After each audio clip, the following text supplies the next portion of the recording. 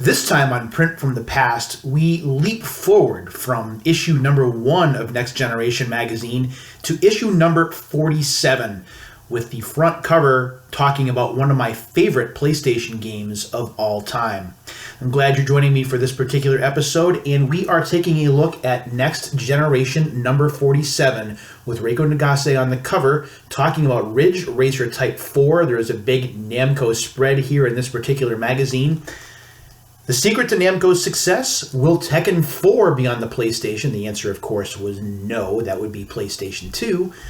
And where Namco is headed in 1999. We also have the first Turok 2 review inside, hence my Change the System shirt for the Nintendo 64. So let's take a look at this issue and see what else is inside. Gonna open up the wrapping. There we go.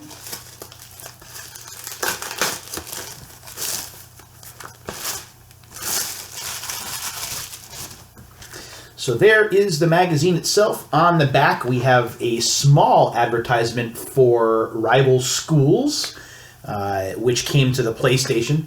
PlayStation, of course, the home to a lot of Capcom fighting games. Street Fighter, Street Fighter Alpha, Darkstalkers, and Rival Schools, of course. When we open up the cover, I love the way that these fold out. We have a racing toward the future, with a nice little spread there and a fold out of the vehicle, one of the cars from Ridge Racer Type 4 and Reiko leaning against it. Love that image. We also have on the inside an ad for Test Drive Off-Road 2, for those of you interested in that particular game. Test Drive series have been going on and on and on and on at that point, so it was not a surprise. Other features inside the magazine include moments in time, the moments in gaming history dotted with pivotal events that were seemingly insignificant at the time, but here are the moments when things are never the same again. So, of course, Next Generation not just talking about games currently, but also looking backwards at some of the big events of the past. Jim Wims helped launch Nintendo in 1986 in the US and did the same for Sony in 1994. So he has an interview in this particular magazine. Looks like we have some images for Rugrats, for Zelda 64, which would be the Ocarina of Time, and more. Plus we have some alphas for Sonic Adventures, Star Wars Trilogy Arcade, one of my favorite arcade games ever.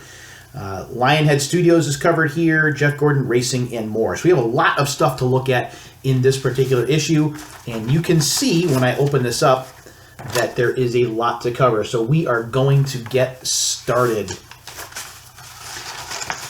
And right away, we're talking about emulation. PlayStation emulation raising questions, as we see here on the front cover. We see the Sony branding, or the Sony startup screen for the PlayStation on a computer monitor.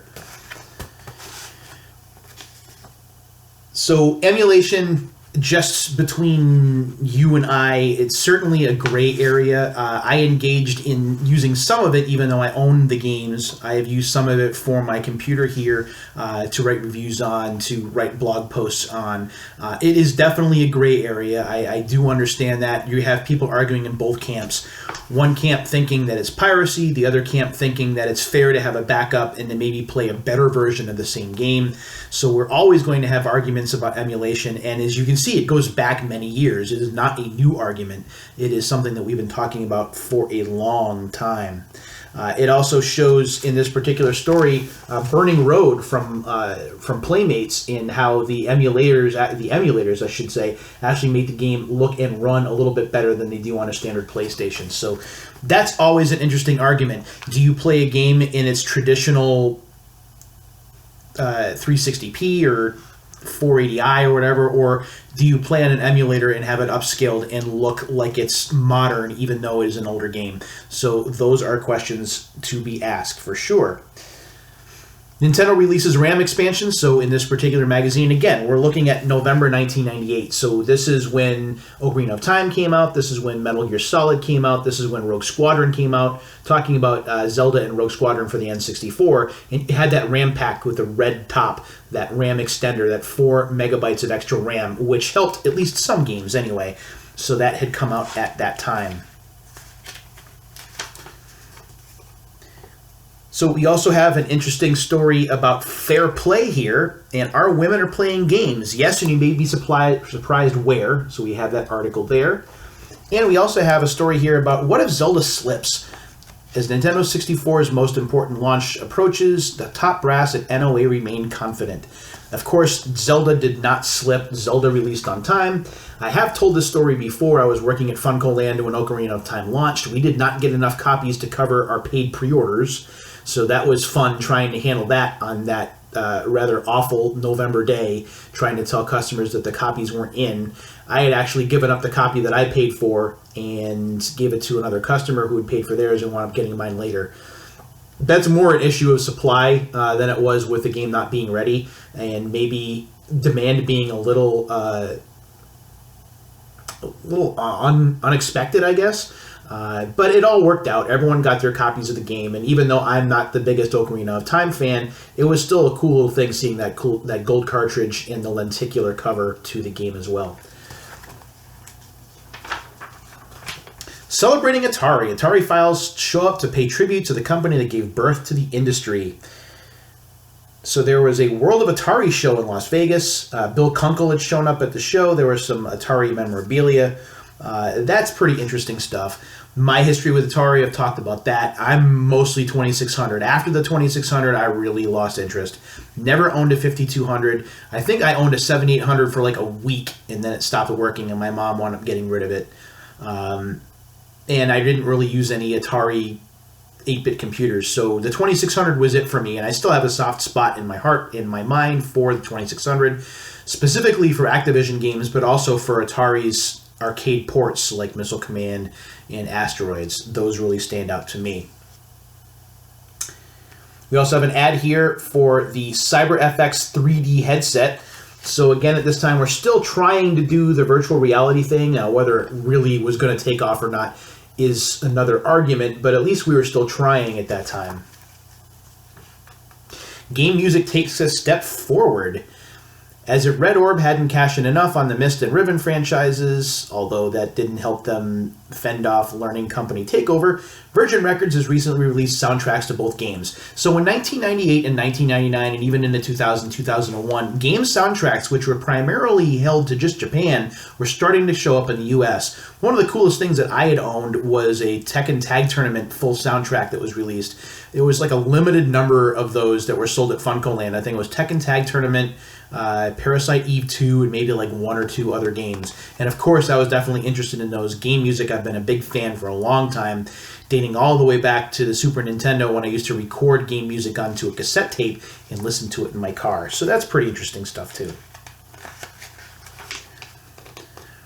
Talking more about gaming news, the Ultima suit gets serious. Fans will have their day in court. Although the Ultima Online lawsuit originally seemed spurious, a judge recently ruled that the case is legitimate and should go to trial. If the plaintiffs win, the legal ramifications for the industry could be huge. Among other complaints, fans charged that the game fails to take place in, quote, real time, close quote, while it incurs unspecified costs and crashes often, cutting the 24-hour gameplay touted by Origin and EA. Oh boy, there's a match made in hell. Origin and EA. The lawyer representing the group, George Schultz of Bauer & Schultz, has his own reasons for representing his clients. He himself is a self-proclaimed, quote, gaming geek with a 4-PC LAN setup in his own home. The case has already passed its first hurdle, a claim for dismissal based on the frivolity of the suit. A judge threw out the dismissal claim and pointed out that the plaintiffs do indeed have a strong case. So, court cases, of course, going way, way back, and Nintendo was infamous for its own court cases against Galoob and taking Tengen to court about Tetris. So court cases still remain a thing even today, but they were certainly a thing back in the 90s. There's a note here about PlayStation's future in a nice little picture of Rugrats: The Search for Reptar, which is a great game, honestly. Maybe a little bit of a, not a great game, but a fun game, I think. It's one of my guilty pleasure games. I love playing it, especially the mini golf ice cream mountain mode that's in the game. Let's see what this says. Rugrats: Search for Reptar begins Sony and THQ's massive marketing coalition to bring children's games to the PlayStation. That is important. It was initially marketed to mostly young adults and even older teenagers, so to be able to open it up as more of a family machine, extending or expanding the reach and the interest in the system was important. This would support Sony's plan to market the PlayStation as a multi-purpose hardware device and perhaps be the first step to Sony corporate's bigger picture. Sony plans to back the game with a blowout TV advertising campaign, and this will be the first time that screenshots and demos of a third-party game will be allowed in Sony's hardware and software packaging. So they were so behind Search for Reptar that they were plugging the game on their own material. That was certainly important.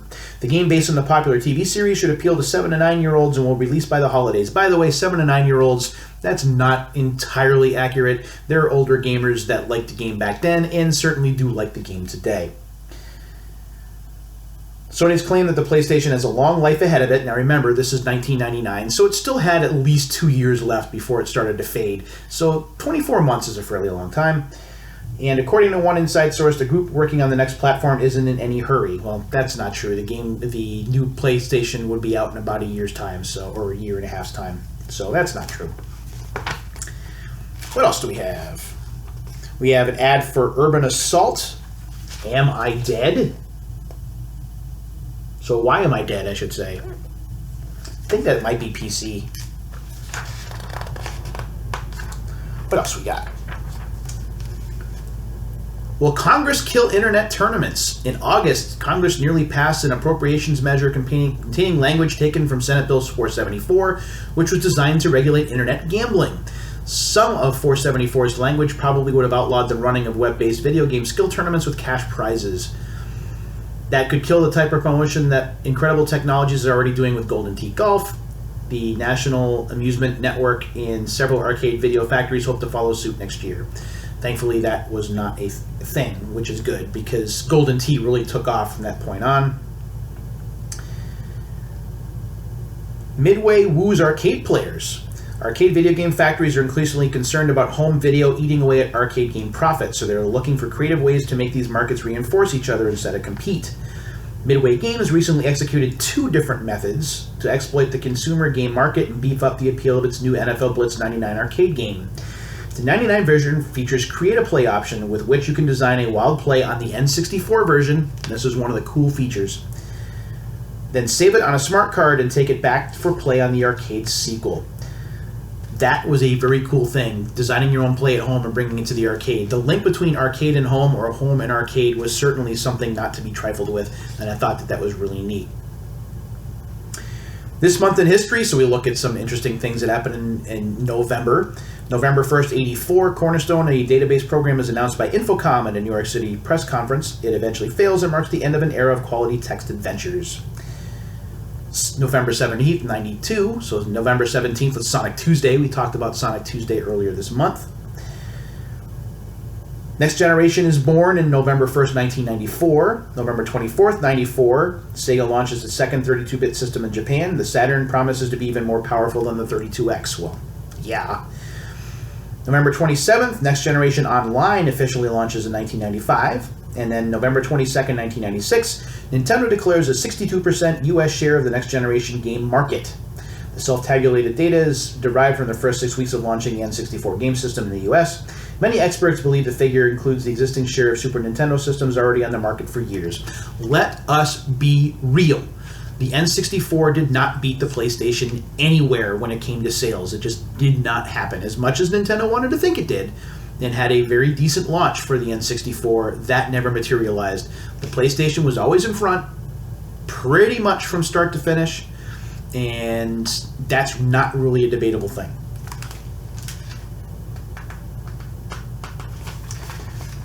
We have an article here about Big in Japan, where we're looking at Resident Evil a little bit, talking to Spike Out producer Toshihiro Nagoshi. I believe, if I'm mistaken, isn't Nagoshi the developer of the Yakuza series? I think. In the comments, you can tell me whether I'm right or wrong. But we have an interview with Nagoshi there. The Neo Geo Pocket is revealed. SNK releasing pictures of the Neo Geo Pocket system last month. Despite the shortfalls associated with a monochrome display, it largely succeeded in impressing. Of course, the Neo Geo Pocket would get a successor, the Neo Geo Pocket Color, sometime later. Have an ad here for Plain Crazy from Sega Soft. So that's Sega's PC arm. That's what that looks like right there. An ad for Descent 3. A very foreboding ad with some light at the end of the tunnel. And now we get to our alphas, and this is one of the cooler parts of the magazine, and that terminology, alphas versus finals or reviews, certainly made you feel like you were in the know. So we have Ridge Racer Type 4, we have Driver, we have Destrega, Sonic Adventure, Soul Reaver, RC Racing, Army Men 3D, Star Wars Trilogy, Interstate 82, Jeff Gordon Racing XS, Silent Hill, Shadow Company, and Lionhead Studios. So, without further delay, let's go ahead and get started. Before we do, though, an ad here for Parasite Eve. This was such a cool concept. I am not good at this game, but I love the atmosphere, I love the setting. I really need to go back to it once I find out that thing called free time where I can actually start to play more games again. But this is definitely cool, and I love the graphics and the look here. Very, very neat. More so back in 1998, but I think it still holds up today. So, the secret of Namco's success, again, there's Rico leaning against the hood of the car. We see some screenshots from Ridge Racer Type 4. Right there, you can see the different vehicles in the game. And even more on Ridge Racer Type 4 down at the bottom in the silver print. And the game does look great. And I showed the picture of Ridge Racer Type 4, the fact that I have this, and looking at the back of the game, I mean, just the back of the game case itself, the way that the cars look, the way that the graphics look, some of the lighting and texturing and effects, just awesome looking for a PlayStation and an aging console, or really just maybe a little bit past its peak or at its peak. It looked fantastic. And we're seeing more of those images a year earlier here in this particular magazine. I mean, look at some of the lighting on the cars there, as you can see the sun kind of glistening off the front of the car there in this shot right down here.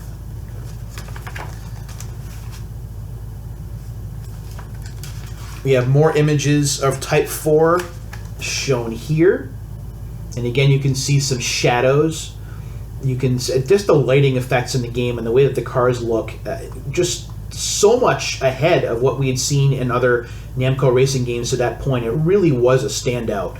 It may look dated now, but back in 1998 and 1999, it was the real deal. And honestly, I think the game still plays very well today. There's an ad here for NFL Gameday 99. There it is right there, NFL Gameday 99. So NFL Gameday versus Madden. We've talked about that in Unsealed before. And at this time in football video game history on the PlayStation, this is where EA was catching up. It wasn't quite there yet. It would be another year with Madden 2000 versus NFL Gameday 2000. But Gameday at this point was still a little bit ahead and was more impressive. An ad here for Streak, which is from Single Track, the same company that gave us Twisted Metal and Warhawk. This game didn't fare as well as Twisted Metal or Warhawk, but it's still notable that the game does exist. I haven't played this game in a long time, so I really can't comment on it. Here we are with Driver for the PlayStation, and oh my goodness, this is a game that I wanted to love so much. I loved Destruction Derby. I loved Destruction Derby 2. So when it was a brand new game that wasn't just a straight racing game, it had kind of a storyline, I was in until I played the game. Until I played the tutorial, which if you can't pass the tutorial, you don't get to play the rest of the game. That was $50 poorly spent, because I never beat the tutorial. If I'm being completely honest, here on camera, I can tell you I have not beaten the tutorial yet. I have not even gone back to the game. I own Driver and Driver 2. I have them. I could play through them. I just choose not to, because I remember how angry and frustrated I got at that particular demo or at that particular tutorial. But that said, again, visually, by 1999, late 1998, 99, we're seeing much improvement with PlayStation graphics at this point.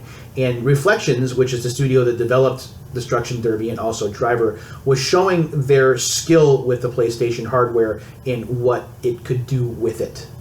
I think the game looks great, sounds great, just the tutorial is just way too much for me. And I'll leave it at that. Here's Destrega from Koei Entertainment. And Destrega would lead eventually to Dynasty Warriors, which was a one-on-one fighting game before it became the Musou-type beat up 1,000 soldiers or 3,000 soldiers game that it is today. What else do we have here? Ah, yes. Sonic Adventure. Sonic Adventure will always have a special place in my heart. I have talked about this before. Sonic Adventure was the very first Dreamcast game I played. I had to have my arm twisted to play it because I was so frustrated with Sega when the Dreamcast was first announced. I didn't care. I was disinterested in the Saturn. The 32X I had felt hosed on. The Sega CD wasn't really capitalized on enough. So I felt like Sega was done, and I had basically given up. Until I played this game. When I played this game and I saw how much of a leap forward it was from the PlayStation and the Nintendo 64, I was all in. It wasn't just the graphics. It was the way the game played. It was the music. All the soundtrack is awesome. Everything about this game still resonates with me. It is the first Dreamcast game that I ever beat. If I'm being honest, it is the first Sonic game that I ever played all the way through, and I loved every minute of it. And I still go back and play it, not just on the Dreamcast, but also on the GameCube and on the Xbox 360/Xbox One.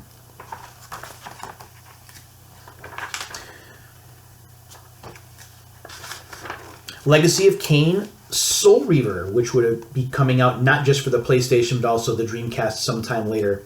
Legacy of Kane was a game that originally became popular with the PlayStation game console. I believe it was 1996 when the first game came out. It was a very interesting action RPG-ish kind of game with a unique storyline and a unique perspective. This was a bit better looking, but I really haven't played it enough to comment on it. And it's another one of those games that I have, and I've been meaning to get around to playing since I started collecting PlayStation games, and I just haven't gotten around to trying it. I just remember how big a deal it was made about this particular game coming out, and a lot of people tend to like it, so I need to find out for myself sometime soon.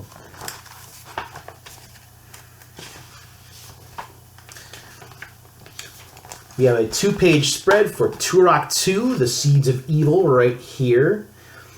The Turok games for the N64 stood out because of what they were. It was first-person action. The platforming kind of stunk, if we're being completely honest, but the unique setting and the way that the games handled and played, and especially from Turok 2 onward, how they looked, were certainly impressive. The issue with Turok 2, as we may find out in the review a little bit later on, is there weren't a lot of checkpoints in the game, so you really had to battle and work to get to a checkpoint so you could either save it and stop playing, or that you could get to a checkpoint so that if you wound up dying, you wouldn't have to go all the way back.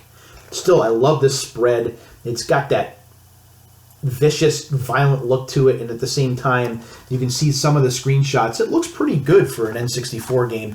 In it, I believe it did use the expansion pack. An ad here for WCW Nwo Revenge, one of the awesome wrestling games, part of the Aki trilogy, really. Not that you shouldn't include WCW Nwo World Tour, but it really started to take off with Revenge. This was the first wrestling game of that series that I had played. I did not care about wrestling games before this, and it took working at Funko Land and my coworkers to kind of rope me in to play 4-player with them after work one night for me to be sold. It's a fun game. It's still a fun game today, and especially with the WCW being kind of out for a long time now, it is a great way to revisit the WCW days and the different talent. So that's really cool, and you can see, like, up in the corner, the only on N64 logo. It never went anywhere else. It was definitely a big deal for the system and continues to be today. We also have RC Racing, which I believe is a PlayStation game from Acclaim. That is shown there on the opposite side. That's cool, that WCW Nwo Revenge ad. Man, I once I played that, not only did I buy the game after playing it, but I also wound up starting to watch wrestling, both WCW and WWF or WWE. So that was, if it wasn't for them making me play that game, I might not have ever gotten into wrestling like I did. Here's an ad for NHL Face-Off 99, so Sony definitely pumping some marketing or advertising dollars into Next Generation. The game looked good, it sounded good, but it was just something about it. EA really had hockey down to a science, and while NHL Face-Off tried to keep up, once NHL 97, especially NHL 98 came out and beyond, there was no chance. Nobody was catching them. Even as good as I think that Fox NHL Championship 2000 is, it doesn't come that close. It comes kind of close, but not that close to unseating EA Sports in terms of hockey games for the PlayStation. Army Men 3D, we have an ad for that. And we also have the NFL Gameday 99 PC series. There's a contest there. I did not know that was a thing. I guess it is. Sack this opportunity. The best-selling sports video game has come to the PC. I was not aware that NFL Gameday 99 had come to PC. That is surprising. I thought that was going to be a PlayStation exclusive, but it didn't go to any other console, so I don't think that Sony really cared that much. As for Army Men 3D, that's a game series when I worked for FuncoLand that a lot of people bought, and I never really understood why. Part of that may be the fact that I didn't spend a lot of time with the game. I remember seeing it in demo stations. I put it in a couple of days. But I never really paid attention to it. I don't know. It never really appealed to me. And maybe I need to play it a little bit and find out more for myself.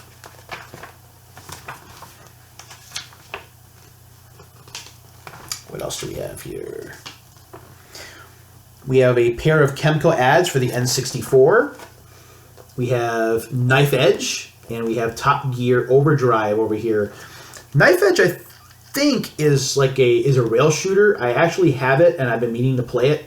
I love these rail shooter type games. I have a blast with those. So I think I'd like this. Top Gear Overdrive, however, I don't have a lot of experience with either.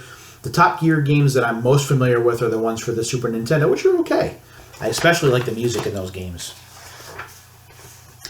And then we come to Star Wars Trilogy Arcade from Sega. Oh my goodness gracious. My experience with this game, straight up, comes from a restaurant called Kahunaville that was located in the Holyoke Mall. It was a theme restaurant, kind of like Rainforest Cafe.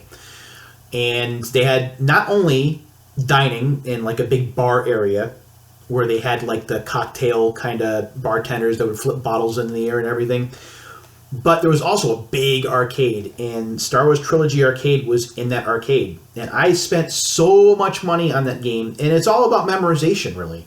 Once you have the game memorized, where you know where all the ships are coming from, you know where to fire, you know where to use your lightsaber in the lightsaber bonus stages, the game is pretty easy, and I can beat the game in 1 credit. I probably still could today if arcades were still a thing and COVID wasn't a thing. I probably could go into an arcade. I could still probably clear it on 1 credit today because I just played it so much. It's all muscle memory now.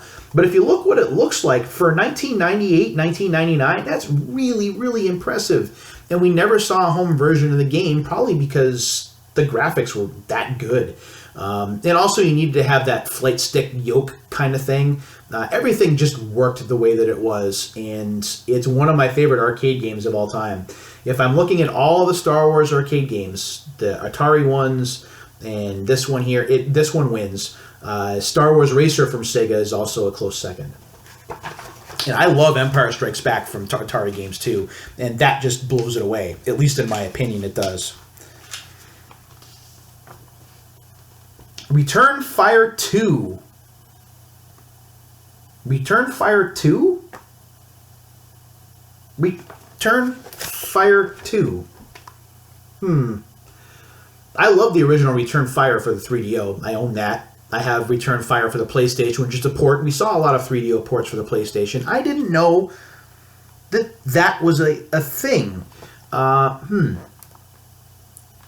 Okay, I'm going to have to look at that a little bit later on. We have an alpha here for Interstate 82, which I believe is a PC game as well, so I don't have a lot to say on that in particular. An ad here for Xenogears, so of course Square was doing its thing, not just with Parasite Eve, but with Xenogears, a game that we thought we would never get here in the US, and when we did, it was a very exciting time indeed. It is not my kind of game specifically. I don't revere it as much as a lot of other RPG fans do, but I appreciate the fact that it exists, and I have played a little bit of it. I like the way it looks. I like the soundtrack, of course, but I don't know, it's just not my thing. it just didn't hit all the right buttons with me like it did with others. Jeff Gordon Racing XS, which I know very little about. It looks cool by the pictures here. I think it looks good for a PlayStation game from late 98, early 99, but I don't know anything about it. Maybe I should put that on my list of games to get. Doesn't look bad. There's an ad here for Space Station Silicon Valley for the N64, with another game that I know very little about. I'm kind of caught off guard by some of these ads today. I guess it's just the episode or the magazine that I picked.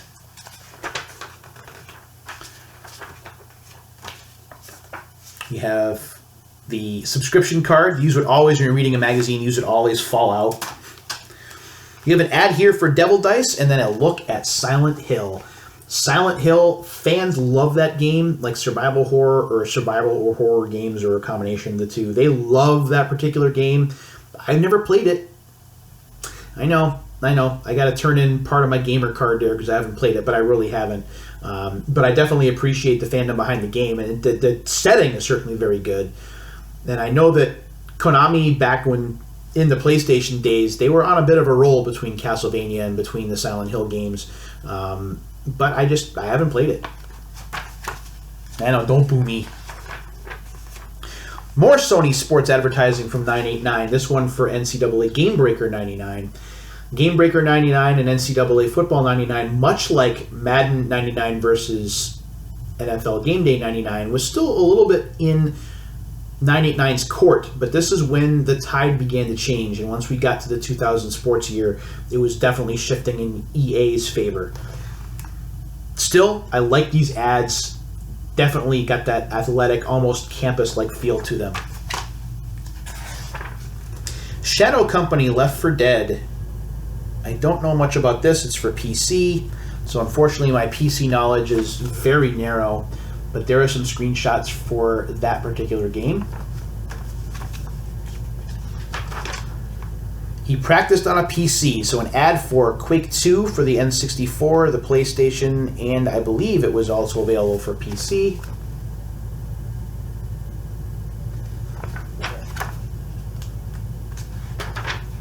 We have a conversation with Peter Molyneux from Lionhead Studios before he wound up going all Microsoft, and a little bit on Black and White as well.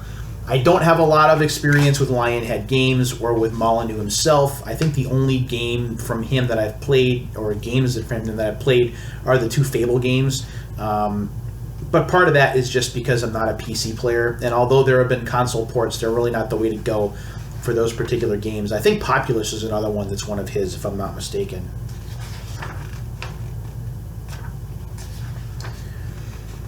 More Squaresoft ads. This one for Brave Fencer Musashi. And note that we have a demo of Final Fantasy VIII as part of Brave Fencer Musashi. Definitely a big deal. We also have an ad for Bushido Blade 2 as well. So Square, which I think was partnered with EA at the time, definitely getting their money's worth for advertising on Next Generation here. There's also an ad here, kind of an ad, although there's nothing there, for Shadow Madness over here on this side. Yeah, that's an interesting way to look at it. Shadow Madness really wanted to be that Final Fantasy VII killer, and that just never really happened. I do own the game. I don't think it's as terrible as some reviews make it out to be, but it's certainly not a masterpiece, if we're being honest. Some more screenshots here for various games, including Perfect Dark, Shadow Madness, Bloodshot, XG2, and Jet Force Gemini. So you get some early screens. And remember, this is 1998, so we're starting to get some screenshots online if you're online at that time, but not everyone was online yet. So magazines were the best way to get screenshots like this and to really start to get amped up for games that were coming out. We also have some screens for Quarterback Club 99, Fighter Squadron, Centipede, and War of the Worlds, as well as an ad for IDOS with the different games that are coming out, including Fighting Force 64 and Ninja. So take those while you got them. Commandos, Tomb Raider 3, Thief, Revenant, Daikatana, and the PC version of Final Fantasy VII are also advertised here. We also have some screenshots for Urban Chaos, Taisho Total War, and Acolyte, as well as others. So there you go. That's what I'm looking at right there.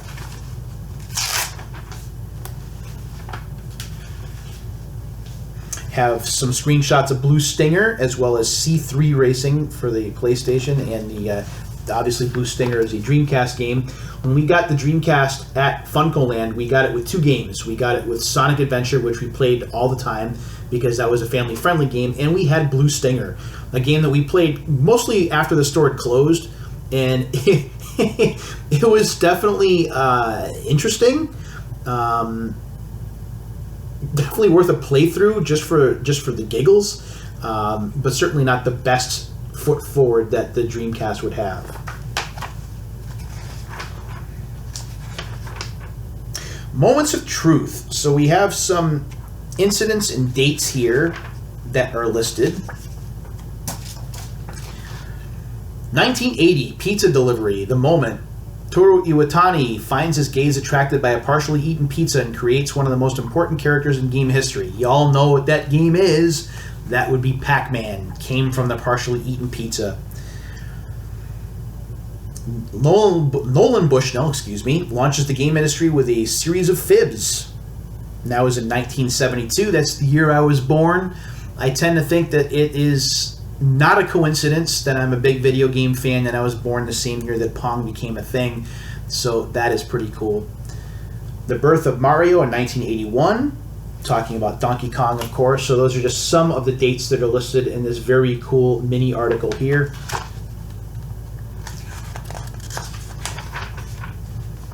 The genesis of Sega, 1954. David Rosen decides to start fixing pachinko machines.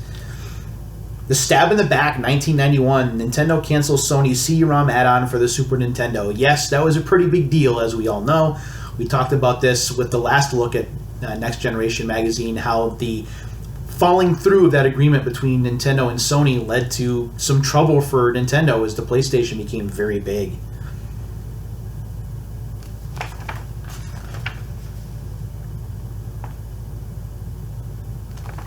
We have an ad here for Twisted Metal 3 in November. Of course, this is the first Twisted Metal game without single track at the helm. 989 Studios handled that. And as a consequence, the game just was not as good. It wasn't a terrible game, I don't think, but it was not as strong as the first two Twisted Metal games were. 1993. U.S. Senator Joseph Lieberman calls for committee hearings on video game violence. Oh, what a mess that was. Nintendo and Sega did not avail of themselves very well against the Senate panel, fighting amongst themselves and just looking like buffoons, if we're being completely honest, where Nintendo is claiming almost like a holier-than-thou kind of stance that certain games would never appear on Nintendo consoles. They're talking about Night Trap in that instance. And of course, Night Trap is now available for the Nintendo Switch, so Howard Lincoln was full of it. But just that whole thing, that whole mess, that's where the ESRB eventually wound up coming into being. And as we know now, the ESRB is a relatively toothless organization, as video game ratings these days really don't mean much. M-rated games are still being played by kids from 8 to 18, so really they're there more for informational purposes than anything else. And games are even more violent today than they were back in 1993. That is for certain. What else do we have going on here? We have an ad for Brunswick Circuit Pro Bowling right there. We opened up a copy of Brunswick Circuit Pro Bowling 2 in our last episode of Unsealed, featuring the Retro Referee. Fantastic bowling games, I think. 2 is a little bit better than the first game, but either one, if you're a bowling fan, really belongs in your PlayStation library. There's an ad for Cool Borders 3 as the 989 Studios advertising continues. This is the first game without WEP systems at the helm, much like Twisted Metal 3 being the first game without single track at the helm. As a result, the game does play a bit differently while trying to glean off of the success of the earlier titles in the series. And it really didn't come out as great as the first two Cool Borders games, but I do think it is still playable today. An ad here for Sears Funtronics and for Cool Borders 3, where you could save $5 off of Cool Borders 3 and 20% off a single purchase of Levi's jeans. So there you go. Man, I can't wear 501s anymore, and that makes me very sad.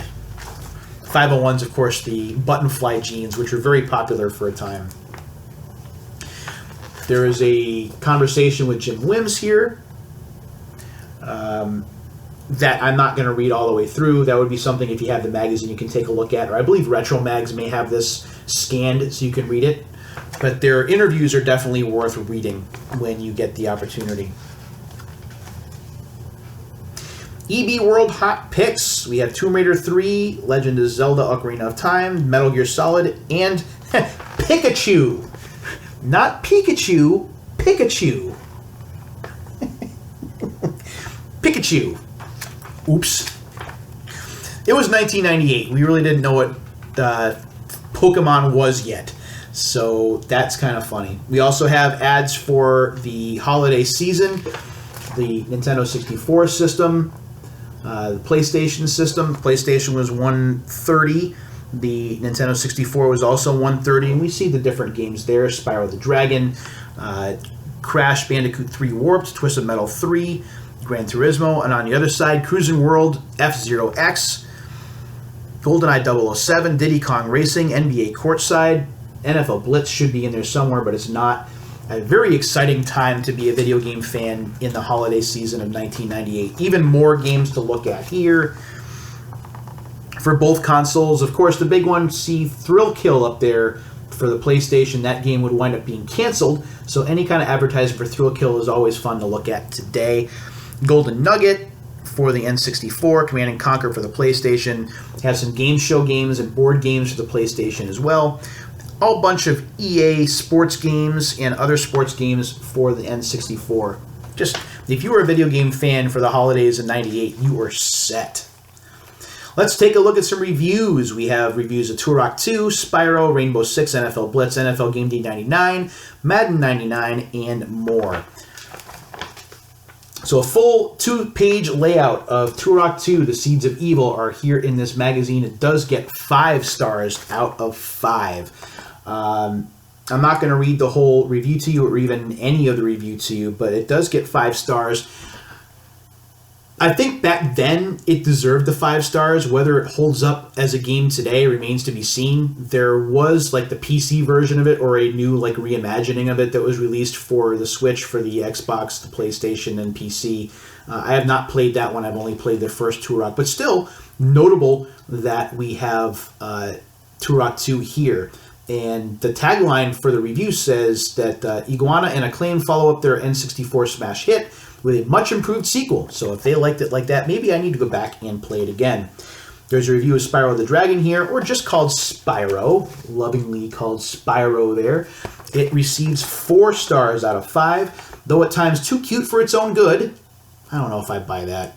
This game definitely reaches PlayStation's technical pinnacle. Of course, that coming from Insomniac Entertainment, who would later go on to create Ratchet & Clank for the PlayStation 2, which is a fantastic series of games. I actually have a pair of Ratchet & Clank games going to be opening for Unsealed next year. And by that, I mean 2021. Rainbow Six for the PC. It doesn't look that great and has a few problems, but somehow it's fun as hell. It gets 4 stars there. We have an ad here for Pinky and the Brain World Conquest as well. That's a PC game. NFL Blitz for the PlayStation, getting 4 stars. When I first started working for FuncoLand in 98, the first 3 games that I bought with the paychecks that I got were Mortal Kombat 4 for the PlayStation, F-Zero X for the N64, and NFL Blitz for the PlayStation.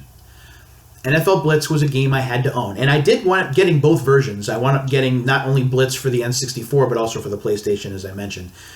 NFL Blitz was a game I spent so much money on in arcades, I don't even want to admit it because it's frightening. I spent tens and tens of dollars worth of tokens on NFL Blitz. So when it came home, it made sense for me to get it for both consoles because I own both consoles. If we're being honest, I prefer the PlayStation version just a little bit more. And I think it's just because it's on CD, so you get the full motion video, and it feels a little bit more like the arcade. But either way you go, you can't go wrong with NFL Blitz on either console. It is fantastic to play through, even today. And is actually a great throwback because you get that super violent feel to it, the after-play hits and everything that you just don't get today. But they gave it 4 stars. They said, good news for fans of the arcade smash. The PlayStation version is actually good. Go figure. NFL Gameday 99 gets 5 stars from Next Generation. The Sony dynasty continues as Gameday trounces all comers and remains the PlayStation football champ. As I mentioned, NFL Gameday 99 was the last year that 989/NFL Gameday would reign supreme. Starting with the 2000 sports year, things would change. But in 99, we had the second year of polygon-based graphics for Gameday, which you can see here in this image, versus Madden 99 going with polygon graphics for its first year, which you see here. And Next Generation magazine was not kind to Madden NFL 99, giving it only 2 stars, saying, quote, the series that once defined a genre continues its long, depressing slide into oblivion. Good thing for the series they turned it around the year after. And honestly, I can see why. The polygon graphics are definitely trying, but aren't quite there.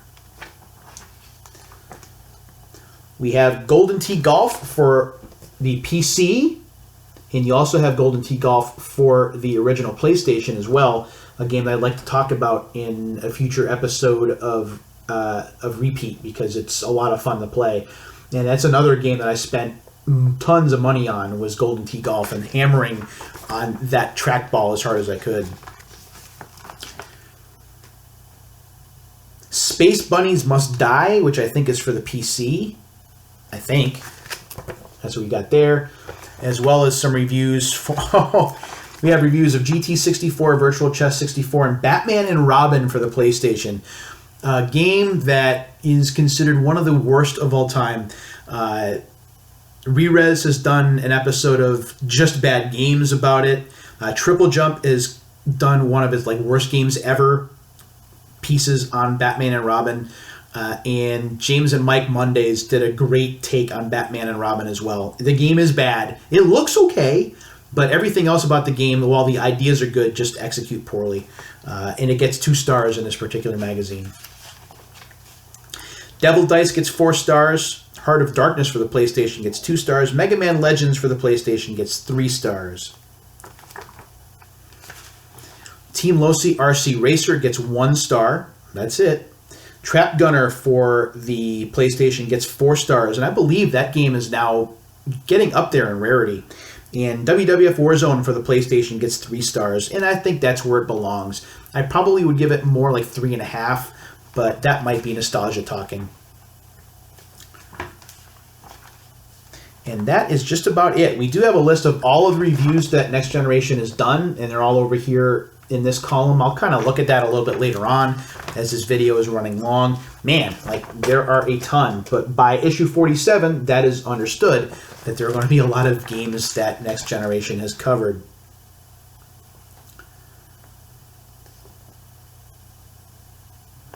Let's see if there's anything else here. Not really. An ad for the Ocarina of Time gold cartridge. Ye snooze, ye lose. And yes, that's true. Because once those gold cartridges were gone and they went back to the gray, if you didn't have the gold, you felt like you missed out. Although it is the same game.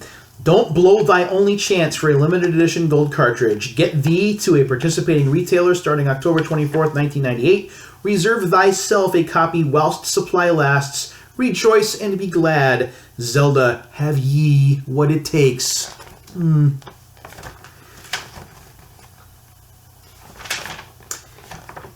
And that is about it. There is going to be a look at Tomb Raider 3 in the next issue. There is Lara right there looking like she wants to kill someone, which makes sense. And finally, an ad for F-Zero X with the really creepy looking eyeball that looks like something off of an Offspring album cover.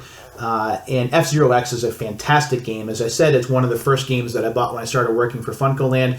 Still one of the best soundtracks in a video game that I've ever heard, with that guitar-based rock, which I love so much.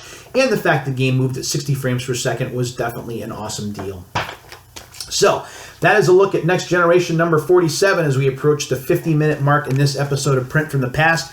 I hope you enjoyed looking back at it and listening to my memories as much as I enjoyed talking about them. As always, my friends, thank you very much for watching, and until the next time, take care of yourselves and each other, and we'll do it again real soon.